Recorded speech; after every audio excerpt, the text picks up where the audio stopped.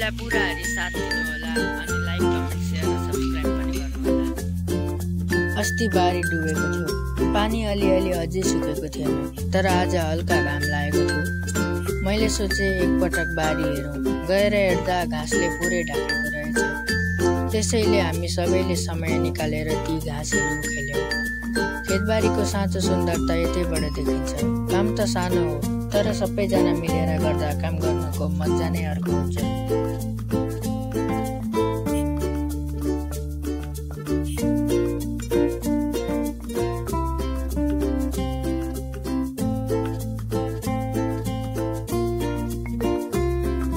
हाम्रो घरमा गोबर ग्यास पनि भएको हुनाले त्यसलाई सरसफाइ राख्नु अत्यन्तै जरुरी छ। सो हामीले त्यहाँ भएको सबै मलहरू निकालेर सुकायौँ र पछि केही बिरुवाहरूमा लगाउने निर्णय गऱ्यौँ।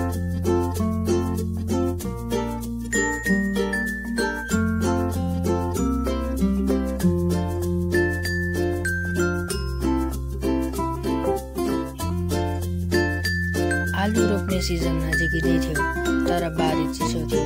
धेरै चिसो हुँदा आलु कुहिन्छ, त्यसैले आज बारी खनेर राम्रोसँग सुकाउन छोडिदियौँ। केही दिनमा हल्का तातो माटो भएर रेडी हुन्छ।